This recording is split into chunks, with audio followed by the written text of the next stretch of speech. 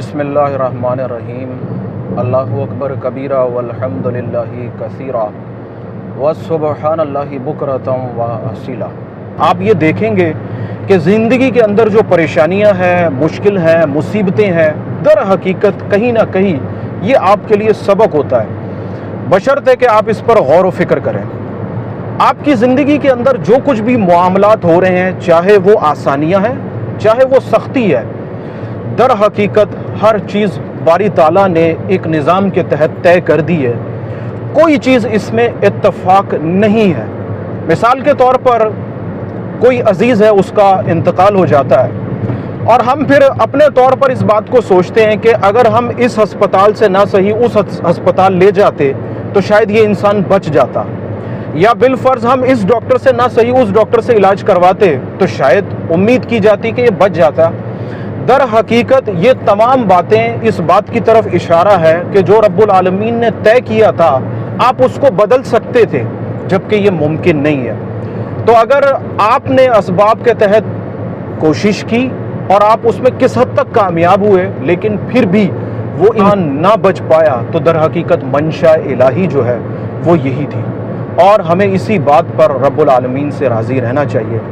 تو سفر ماشاءاللہ بہت اچھا گزر رہا ہے، جتنے بھی مناظر میں نے دیکھے ہیں، دیکھ رہا ہوں، ہر چیز کو دیکھتے ہی میرے رب کی تخلیقات بے شمار ہیں، میرے رب کی نعمتیں بے شمار ہیں، اور یہ جو کچھ بھی ارد گرد انسانوں کے موجود ہے در حقیقت یہ اس کی تخلیق کا انمول شاہکار ہے۔ جیسے جیسے چیزوں کا مشاہدہ کیا ہے، اس مالک کی عظمت جو ہے وہ قلب کے اندر پیدا ہوتی چلی گئی، اور جیسے جیسے عظمت الہی آپ کے قلب کے اندر جاتی جائے گی، بے شمار قسم کے زندگی کے دنیاوی معاملات میں جو پوشیدہ حقیقتیں ہیں وہ آپ پر واضح ہو جائیں گی۔ میرا ماننا یہ ہے، میں یہ سمجھتا ہوں کہ دیکھیے زندگی میں آپ کو سیر و سیاحت سفر کرنا چاہیے، اس سے آپ کی انرجی، آپ کے ارد گرد کا ماحول اور آپ کے اندر جو ایک سسٹم چل رہا ہے اس میں بہتری آتی ہے۔ انسان کا جو جسم ہے یا انسان کی جو روح ہے یہ پوری سائنس پر انحصار کرتی ہے۔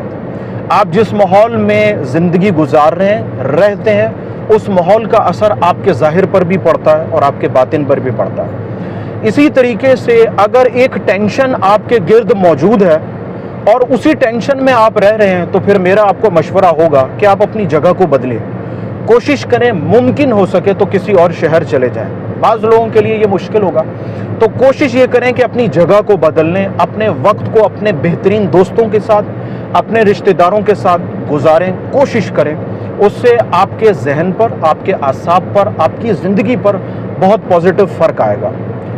ہوتا اس طریقے سے ہے کہ جیسے اگر آپ ٹینشن میں ہیں اور بہت زیادہ ٹینشن ہو رہی ہے، آپ کسی دوست کے پاس گئے جو کہ ٹینشن میں نہیں ہے، اپنی زندگی کے معاملات میں بہت اچھا چل رہا ہے، تو آپ کا اور اس کا جو تعلق ہے اس سے کیا فائدہ ہوگا کہ اس کے اندر موجود جو پازیٹیو انرجی ہے، ایک پازیٹیو حالہ ہے جو اس کے جسم سے نکل رہا ہے، وہ آپ کے جسم پر اثر انداز ہوگا۔ در حقیقت یہی معاملات جو ہیں وہ روحانی ہستیوں کے ساتھ ہوا کرتے ہیں۔ اللہ تعالیٰ نے ان کی عبادت، ریاضت، تقوی، رحم دلی، عاجزی، یہ وہ سارے کمالات ہیں جن پر وہ زندگی بسر کرتے ہیں۔ مولا ان سے خوش ہو کر ان کو روح کی طاقت عطا کر دیتا ہے، ان کو روح کی انرجی عطا کر دیتا ہے۔ سورہ اخلاص کے اندر اللہ تبارک و تعالیٰ فرماتے ہیں کہ میں اللہ الصمد ہوں۔ ذات صمدیت میں کا معنی یہ ہے کہ میں ہر چیز سے بے پرواہ ہوں۔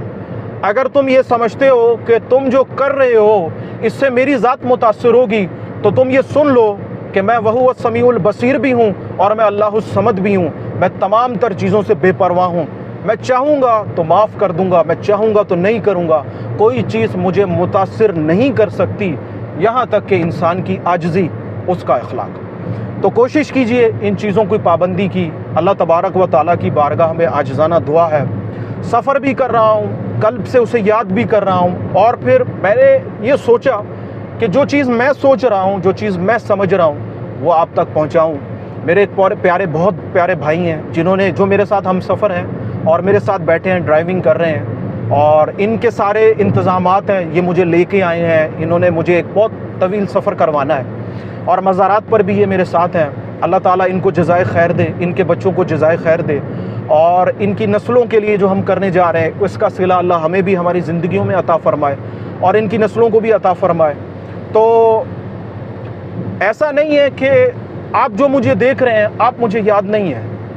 میرے مالک سے جب بھی میں دعا کرتا ہوں تو ایک دعا یہ ضرور شامل کرتا ہوں کہ اللہ جسے میں نے دیکھا، جس نے مجھے دیکھا، جسے میں نے جانا، جس نے مجھے جانا، جو میرے گمان میں رہا، جو میری یادداشت میں رہا اور جو میرے خیال میں رہا، جس کا خیال مجھے آیا اور جس کو میرا خیال آیا، میں ان سب کی بخشش توبہ طلب کرتا ہوں، اور خاص طور پر ان کے آباء و اجداد کو اس کا ایصال ثواب کرتا ہوں۔ تو ویڈیو طویل ضرور ہے، بہت میرا دل تھا کہ میں آپ لوگوں سے بات کروں، سو کی کرتا رہوں گا انشاءاللہ تعالی۔ جیسے موقع ملے گا ضرور سے بات کروں گا۔ آپ اپنے خیالات، اپنی بات، اپنی کوئی کہانی، اپنا کوئی مشاہدہ، اپنی کوئی بھی بات اگر آپ مجھ سے شیئر کرنا چاہتے ہیں، چینل کے ڈسکرپشن میں میرے میسنجر کا لنک ہے، آپ وہاں سے مجھ سے رابطہ کر سکتے ہیں۔ مجھے جیسے ہی موقع ملے گا میں ضرور آپ کو اس کا جواب دوں گا۔ اللہ تبارک و تعالیٰ آپ تمام کا حامی و ناصر ہو۔ مجھ خاکسار کو دعاؤں میں یاد رکھیے گا۔